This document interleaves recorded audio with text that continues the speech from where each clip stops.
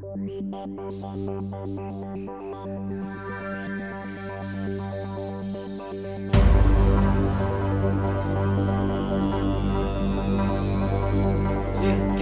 피레토 한의원의 강재춘 원장입니다. 자, 저번 시간에는 이제 불면증의 발생 기전과 궁금증에 대해서 살펴봤고요. 자, 오늘은 이제 마지막 시간입니다. 불면증의 치료 원칙, 치료 방법, 그리고 치료 시 주의사항까지 한번 설명을 드리겠습니다. 불면증의 3대 치료 원칙. 첫 번째, 낮아져 있는 심부 온도를 높여야 되는 겁니다. 자, 심부 온도를 높인다고 피부 온도를 높여도 안 되겠죠. 자, 이거 조심하셔야 되고요. 심부 온도가 올라갈 때 혈관은 확장되고 혈류 속도는 빨라지고, 당연히 그 혈액 속에 존재하는 다양한 면역 세포들의 활동량도 증가되어서 면역력도 좋아지고, 자, 일체의 다른 또 염증성의 질환까지도 사라질 수 있다라는 이야기고요. 심부 온도가 올라갈 때 모공이 열리겠죠. 모공이 열릴 때 열이 골고루 전신으로 분산이 될 때 상체로의 열 쏠림은 줄어들 수 있다라는 이야기입니다. 자, 두 번째, 높아져 있는 피부 온도를 낮춰야 되는 겁니다. 이 피부 온도라는 것은 내 주변, 내 표면의 온도를 말하죠. 그래서 일단은 내 쪽으로 열이 쏠려 있기 때문에 그 내 표면의 피부 온도를 낮추라라는 이야기입니다. 자, 근데 피부 온도를 낮추기 위해서 심부 온도가 낮아져도 안 되고 모공이 닫혀도 안 된다라는 이야기입니다. 이거 굉장히 조심하셔야 됩니다. 그래서 저번 시간에도 이 피부 온도를 강제적으로 낮추는 방법이 우리가 그 서양의학의 수면제 같은 거, 졸피뎀 같은 경우가 대표적이다라고 말씀을 드렸죠. 졸피뎀의 부작용 중에 불면증이 있습니다. 이해가 되세요? 아니, 불면증 약이 불면증을 유발한다라는 이야기예요. 자, 이것도 한번 곰곰하게 생각해 보면 금방 이해가 될 겁니다. 자, 세 번째로는 닫혀져 있는 모공은 열어줘야 된다라는 이야기예요.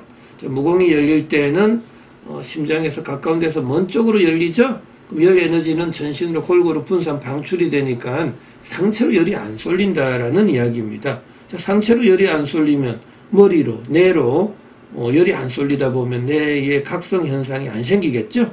그러니까 뇌의 피부 온도가 자연스럽게 내려가니까 안정이 되고 잠도 깊게 잘 수 있다라는 이야기입니다.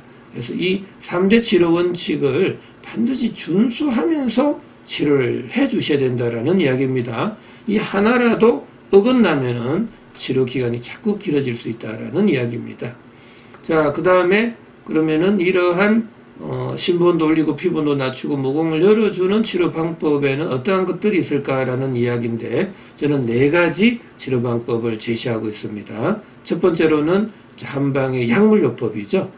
심부 온도를 올려주는 온중 산안지제, 피부 온도를 내려주는 청열 해독지제, 모공을 열어주는 발한 해표지제와 같은 약효가 있는 약재들을 쓰게 되고요. 대표적으로 이제 피레토탕이나 피레토환이 있다라는 이야기입니다. 자, 그리고 또 중요한 게 이 식이요법입니다. 음식이 바로 독이 될 수도 있고 약이 될 수도 있다라는 이야기죠.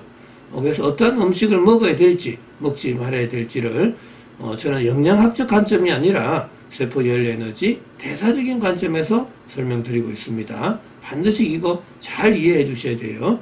자, 그 다음에 생활요법인데요. 어떠한 생활 습생을 해야 될지, 정상적인 생활 습생을 해줄 때만이 심부 온도는 안 내려가고 피부 온도는 안 올라가고 모공은 안 다치게 된다라는 이야기입니다.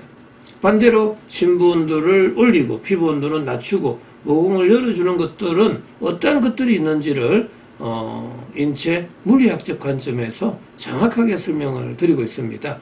특히 이제 한의원에 내원을 하게 되면 환자분들의 먹거리라든지 습생을 설문조사를 다 하게 됩니다. 자, 그러한 과정 속에서 어떠한 것들이 문제가 되고 있는지를 하나하나 꼼꼼하게 또 세심하게 짚어드리고 있습니다. 자, 마지막으로 4번째 운동요법인데요. 운동은 하는 것이 좋습니다. 열심히 운동을 해서 땀이 좀 더 많이 나면 좋고요. 하지만 이제 겨울철에 너무 추운 데서 운동하는 것은 좀 조심을 해 주셔야 됩니다. 자, 그 다음에 이제 마지막으로 불면증 치료 시 주의사항인데요. 우리가 침실은 따뜻하고 훈훈한 것이 좋습니다. 자꾸 서늘하게 이렇게 침실의 온도를 유지하는 것은 좋지 않아요. 자, 그리고 먹거리도 중요한데요. 거칠고 질긴 음식은 피하고 또 달고 시고 점성이 높은 음식도 삼가해 주셔야 됩니다. 점성이 높은 음식을 자꾸 먹게 되면 혈액의 점성이 높아지고 혈류 속도는 떨어지고 결국 심부온도는 내려갈 수밖에 없죠. 자, 그 다음에 이제 식품 첨가물이 들어간 가공 음식도 조심해야 됩니다. 항산화제, 방부제, 보존제 같은 첨가물들은 음식물의 분해를 억제하게 되죠. 그럼 산화 열 발생이 줄어들어서 결국에는 심부온도가 내려갈 수 있습니다. 자, 그 다음에 5번째, 세포 열 에너지 대사를 억제하는 약물 정말 조심해야죠. 불면증 약뿐만 아니라 다른 소염, 진통, 해열제, 스테로이드 제제도 굉장히 조심하셔야 됩니다. 자, 그 다음에 이제 찬물, 찬 공기도 좀 멀리 해 주시고요. 당연히 아이스크림이라든지 이러한 것들은 심부온도를 낮추게 되죠. 자, 그리고 마지막으로 술, 담배도 영향을 주게 됩니다. 이 담배 같은 경우는 일산화탄소 중독에 걸리게 되고요. 그만큼 내 몸속으로 들어가는 산소량이 줄어듭니다. 그럼 산화량이 줄어들어서 결국에는 산화열 발생이 줄어들고 심부온도는 내려갈 수 있다는 이야기입니다.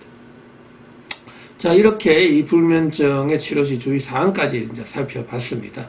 그래서 저번 3편에 걸쳐서 이 불면증의 원인, 정상, 발생 기전, 또 궁금증, 치료 시 치료 원칙, 또 치료 방법, 치료 시 주의사항까지 제가 살펴봤습니다.